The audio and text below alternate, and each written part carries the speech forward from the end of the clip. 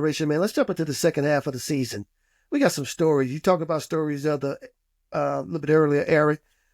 Wembanyama, he's out for the season. The Spurs had just made that great trade to get from Sacramento in there, and we got the Greek Freak and the Bucks. Nobody's really been talking about the Bucks, but they actually are doing incredibly well in the East. The Sixers, Paul George. I mean, I don't know if the talk is he's not necessarily in love with Philly. I don't know what that means, but Joel Embiid, should he just shut it down for the season? I mean, that's so many storylines that seem like they're more or I shouldn't say non-basketball related, but the guys we're talking about now, Wembanyama's gone, Paul George, Joel Embiid. What's y'all take so far on what we've seen in the first half of the season heading into the second half? Man, that shit has turned into a soap opera.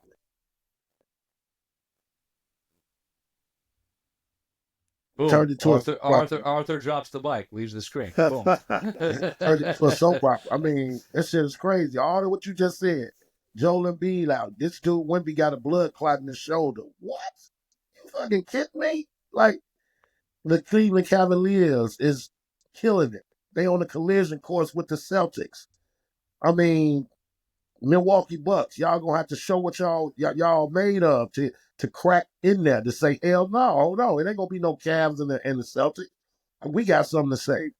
So I think it's gonna come down to the East to them three teams, man. New York, I don't know. Yeah, Brunson went down against the Lakers. That ankle sprain looked nasty, and it did look nasty. As a Celtics fan, and being from New York, I wanted Celtics Knicks in the second round because that's how they're matched up 2-3. So my concern now is if Brunson's out for an extended amount of time, and obviously we're not going to know for a few days as we record this on Friday, March 7th, the day after Brunson went down against the Lakers, like Milwaukee could, there's I think 5 or 6 games in between them and the Knicks. Like Milwaukee, if they get hot and the Knicks struggle, Milwaukee could catch the Knicks for 3. And, as much success as the Celtics have had against the Bucks, nobody wants to see Giannis and Dame Lillard in a playoff series. So, I was hoping that the Bucks and the Cavs would, battle out a 7-game series in the second round, and whoever stumbles out of that, the winner is worn down for the conference finals. And, Arthur, as you said, like Cleveland has been unbelievable this season. And adding DeAndre Hunter takes them like to another level. Like whatever the standings were saying beforehand, that was great. But DeAndre Hunter takes them to a new level. And I got to shout out Ty Jerome. Ty Jerome. I knew Ty Jerome when he was 10 years old. He was at some basketball clinics I would do. His father ran Riverside Church for quite a while. And Ty Jerome has turned himself into not just a guy who's going to be in the league now for a decade. Ty Jerome is now going to be a contributor, a rotational impact player on a team competing for a championship. And I love these stories. So Cleveland's Ty Jerome don't look like the, you know what I'm saying, like the prototypical guy. He be eating people for lunch. He's a rec player out there. And he's aggressive. Oh yeah.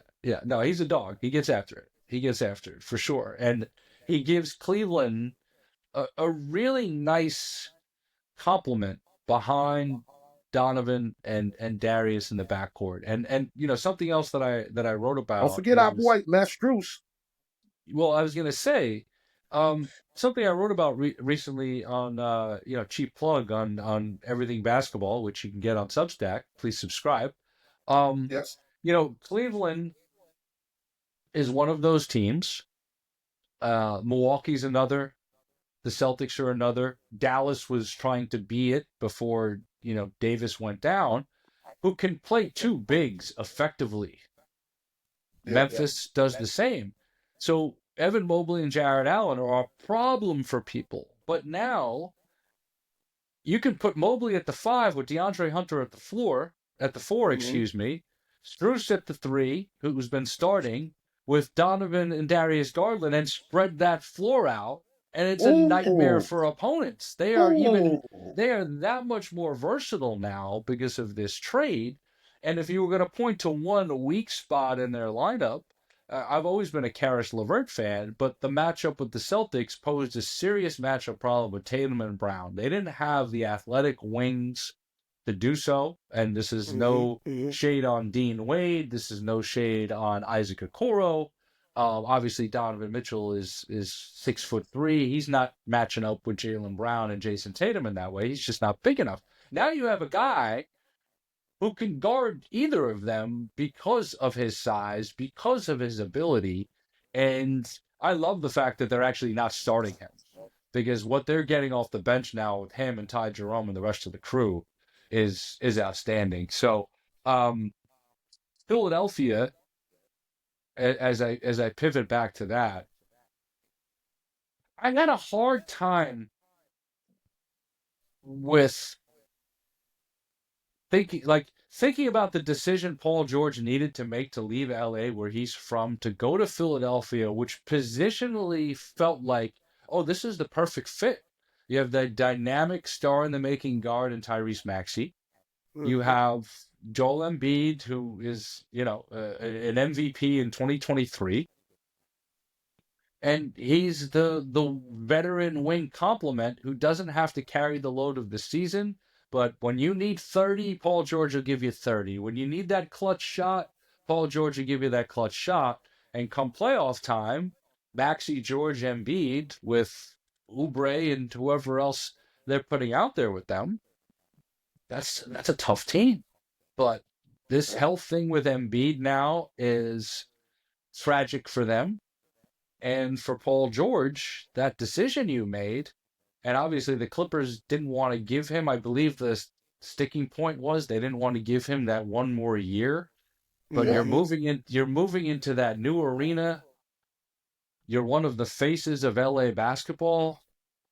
I can't imagine what's going on in his head right now with how this has not worked out. It's rough to see. It's rough to see. Paul George wanted the money, man.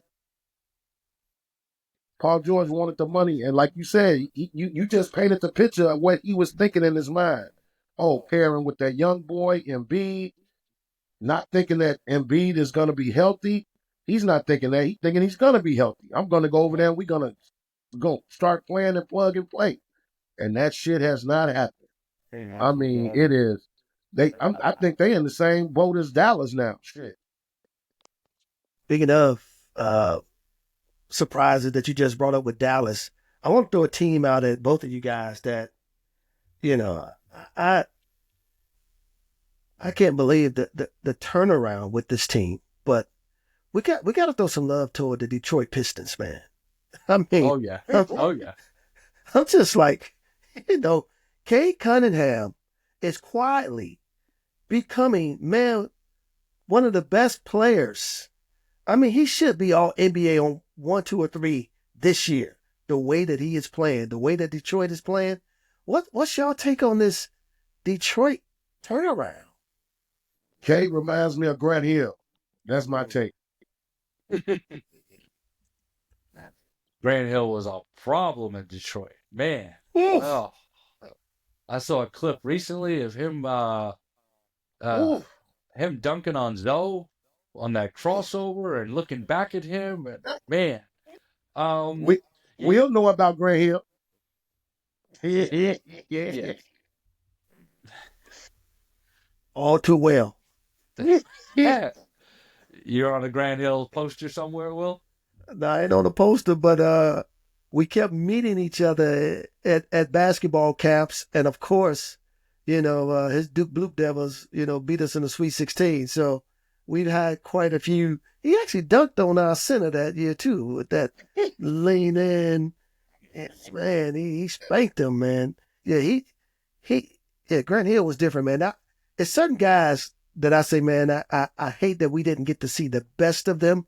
We saw their greatness, but we didn't get the full story.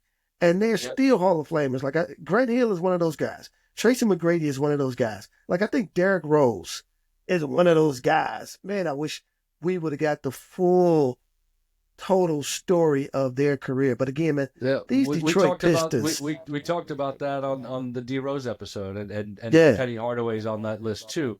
As far as the current Pistons, we saw them stockpiling all this young talent, right?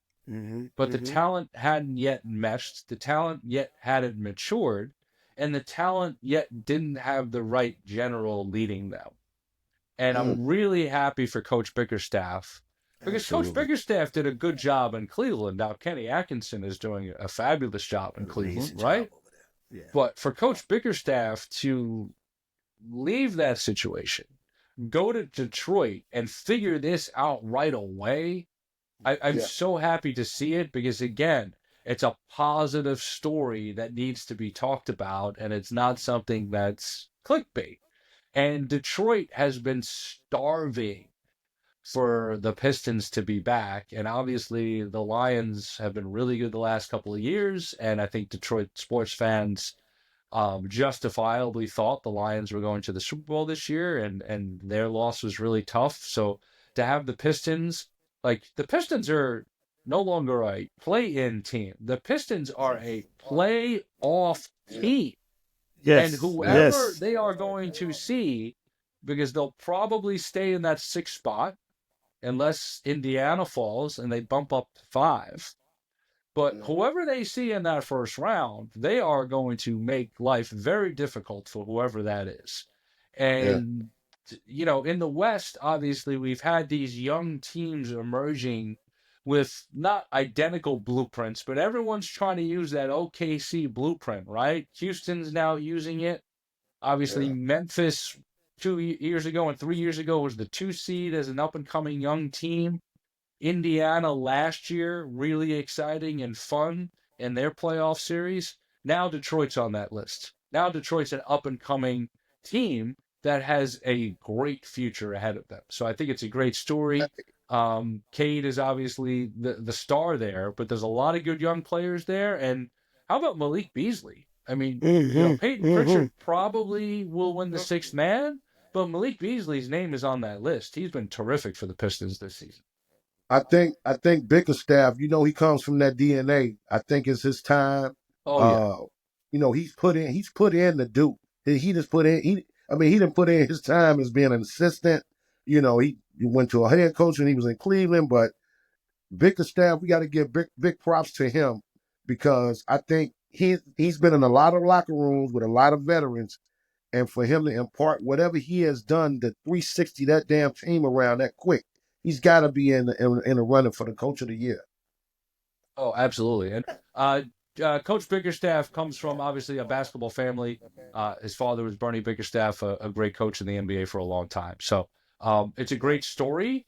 And again, whoever Detroit matches up with in that first round of the playoffs, like, buckle up. That's gonna be a ride.